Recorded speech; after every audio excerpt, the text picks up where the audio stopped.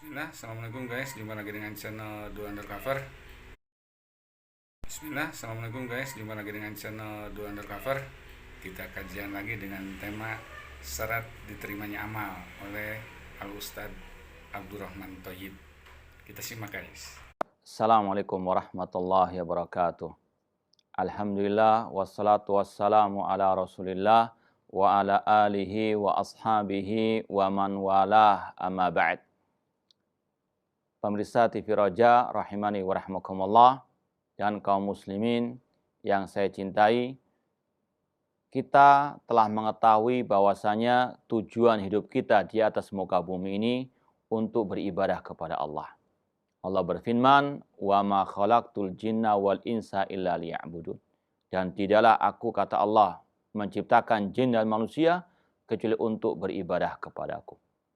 Dan Allah juga berfirman, "Wa'bud rabbaka hatta ya'tiyakal yaqin." Beribadahlah kepada Allah sampai datangnya kematian. Namun ma'asal muslimin, perlu kita pahami bersama, tidak setiap ibadah, amal, kebaikan yang dilakukan oleh manusia itu diterima oleh Allah Subhanahu wa taala. Oleh karena itulah Allah mengingatkan kita lewat firman-Nya, "Qul hal nunabbi'ukum bil akhsarina a'mala alladzina dhalla sa'yuhum fil hayatid dunya wa hum yahsabuna annahum yuhsinuna sun'a." Katakanlah, wahai Nabi Muhammad, apakah kami akan memberitahukan kepada kalian orang yang paling merugi, yaitu mereka-mereka yang tersesat dalam kehidupan di dunia, namun mereka mengira telah berbuat yang sebaik-baiknya. Pernah suatu saat Al-Khalifatul Rasyid Umar bin Khattab radhiyallahu anhu melihat rahib-rahib orang-orang Nasara. Kemudian beliau pun menangis. Ketika ditanya oleh sebagian sahabat beliau, "Ma yubkika ya Amirul Mukminin?" Apa yang membuat engkau menangis, wahai Umar bin Khattab, Amirul Mukminin? Beliau pun mengatakan, ketika aku melihat rahib-rahib tersebut, aku teringat dengan firman Allah Subhanahu wa taala, "Amilatun nasibah tasla naron hamiyah." Mereka telah capek, letih, lelah dalam beribadah, namun justru balasannya tasla naron hamiyah, mereka dimasukkan ke dalam api neraka. Tidak semua orang yang beramal, tidak semua orang yang beribadah kemudian meraih surga Allah, kemudian meraih pahala di sisi Allah Subhanahu wa taala. Ada orang-orang yang memang amal ibadahnya ditolak oleh Allah Subhanahu wa taala. Oleh karena itulah ma'asal muslimin, pemirsa TV Roja rahimani wa rahmakumullah, harus kita pahami bahwasanya kalau kita menghendaki, menginginkan amal ibadah kita diterima, hendaklah kita betul-betul memenuhi dua syarat yang harus kita laksanakan setiap kita beribadah. Syarat yang pertama, ikhlas karena Allah. Allah berfirman, "Wa ma umiru illa liya'budallaha mukhlishina lahuddin." Dan tidaklah mereka diperintah kecuali untuk mengikhlaskan ibadah hanya kepada Allah Subhanahu wa taala.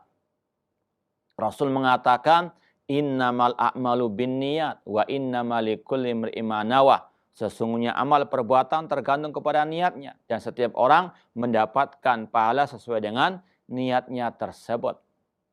Dan Rasul mengancam orang-orang yang tidak ikhlas dalam beribadah. Di antaranya Rasul mengatakan, "Awwalu man tus'ar bihimun nar salasa."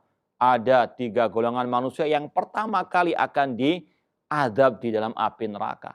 Yang pertama, seorang yang belajar ilmu agama, namun tujuannya untuk dikatakan alim. Atau dia rajin belajar Al-Quran untuk dikatakan Al-Qari, ahli baca Al-Quran. Dia pun dimasukkan, diseret ke dalam api neraka. Yang kedua, orang yang dia rajin bersedekah, namun tujuannya, niatnya untuk dikatakan dermawan. Dia pun diseret ke dalam api neraka. Yang ketiga, orang yang dia berjihad di jalan Allah. Turun di medan pertempuran, namun dia niatnya untuk dikatakan sebagai pahlawan. Tiga-tiganya dimasukkan ke dalam api neraka. Tidak semua orang beribadah kemudian diterima ibadahnya oleh Allah Subhanahu wa taala. Harus terpenuhi syarat yang pertama, ikhlas. Hanya menghendaki ridha pahala di sisi Allah Subhanahu wa taala. Namun ikhlas saja tidak cukup dalam beribadah untuk diterima oleh Allah Subhanahu wa taala. Namun harus ada syarat yang kedua, yaitu ittiba, mengikuti ajaran Ar-Rasul sallallahu alaihi wasallam. Karena Allah telah berfirman, alladzi khalaqal mauta wal hayata liyabluwakum ayyukum ahsanu amala. Dialah Allah yang menciptakan kehidupan dan kematian untuk menguji kalian siapa yang paling baik amal perbuatannya. Seorang ulama salaf yang bernama Fudail bin Iyad ketika mentafsirkan ahsanu amala, sebaik-baik amal, aswabu wa akhlasu atau akhlasu wa aswabu. Amal itu harus ikhlas dan harus benar. Idza kana al-amal khalisan wa lam yakun shawaban lam yuqbal. Apabila amal itu ikhlas namun tidak benar, tidak akan diterima oleh Allah. Wa in kana shawaban wa lam yakun khalisan lam yuqbal. Kalau amalnya benar namun tidak ikhlas, itu juga tidak diterima. Hatta yakuna khalisan shawaban. Harus ikhlas, harus benar. Khalisan lillah, ikhlas hanya karena Allah, shawaban ala sunnati Rasulullah SAW. Ya, shawab, benar, yaitu dengan mengikuti tuntunan ajaran Ar-Rasul sallallahu alaihi wasallam. Allah juga mengatakan pada akhir surat Al-Kahfi, "Faman kana yarju liqa'a rabbih falyamal amalan shalihan wa la yusyrik bi ibadati rabbih ahada." Barang siapa yang menghendaki perjumpaan dengan Rabb-Nya pada hari kiamat, hendaklah dia beramal saleh dan tidak menyekutukan Allah dengan sesuatu apapun dalam ibadah. Kata Imam Ibnu Katsir dalam tafsirnya, hadzani ruknal amal mutaqabbal. Inilah dua rukun atau dua syarat amal yang diterima. An yakuna khalisan lillah, harus ikhlas karena Allah dan harus sesuai dengan tuntunan Ar-Rasul sallallahu alaihi wasallam.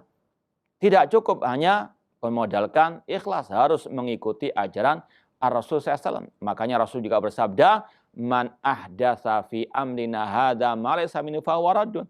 Barang siapa yang mengada-adakan hal baru dalam urusan agama yang tidak ada ajaran dari Rasul SAW, maka tertolak.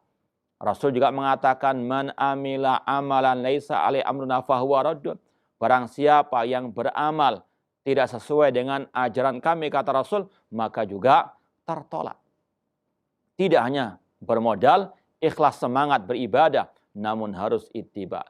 Ikhlas dan ittiba ini perwujudan dua kalimat syahadat, la ilaha illallah Muhammadur Rasulullah. Tidak cukup hanya la ilaha illallah, harus dengan Muhammadun Rasulullah. Tidak cukup ikhlas, harus dengan ittiba. Tidak cukup ittiba mengikuti Rasul, harus ikhlas karena Allah Subhanahu wa taala. Contoh di zaman Rasul, ada seorang sahabat yang menyembelih hewan kurban sebelum sholat Idul Adha. Rasul pun mengatakan, syatuka syatu lahmin. Daging sesembelihanmu ini hanya daging biasa, nggak ada nilai pahalanya. Karena apa? Waktu penyembelihannya tidak sesuai dengan tuntunan ajaran Rasul sallallahu alaihi wasallam. Ada 3 sahabat Rasul datang kepada istri Rasul, bertanya tentang ibadahnya Rasul di rumah beliau. Ketika dijawab, 3 orang tersebut taqaluha, merasa ibadahnya Rasul itu masih kurang. Dan mereka mengatakan, karena memang Rasul sudah diampuni dosanya, tidak perlu berbuat banyak, beribadah. Kemudian salah seorang dari mereka mengatakan, usolli wala arkut, aku akan salat malam, nggak akan tidur. Yang kedua mengatakan, asum wala utir, aku akan puasa, terus nggak akan berbuka. Dan yang ketiga mengatakan, aku tidak akan menikahi perempuan. Rasul ketika mendengarkan orang-orang itu mengatakan demikian, Rasul marah. Seraya mengatakan, ini aksyakum lillah, aku orang yang paling bertakwa, paling takut kepada Allah. Walakinnani usolli wa arkut, aku salat malam, aku pun tidur. Wa asum wa uftir, aku berpuasa, aku pun juga berbuka. Wa atazawwajun nisa, aku pun menikahi perempuan-perempuan. Wa man raghiba an sunnati falaysa minni. Barang siapa yang tidak sesuai dengan sunnahku atau yang enggan dengan sunnahku, dia bukan dari golonganku. Maka ma'asal muslimin rahimani wa rahimakumullah, kalau kita ingin ibadah kita diterima oleh Allah Subhanahu wa taala, koreksi keikhlasan kita, koreksi juga ya tata cara kita beribadah kepada Allah apakah sesuai dengan ajaran Rasul ataukah tidak. Kalau tidak, mari kita bersama-sama untuk kembali kepada ajaran Ar-Rasul sallallahu alaihi wasallam.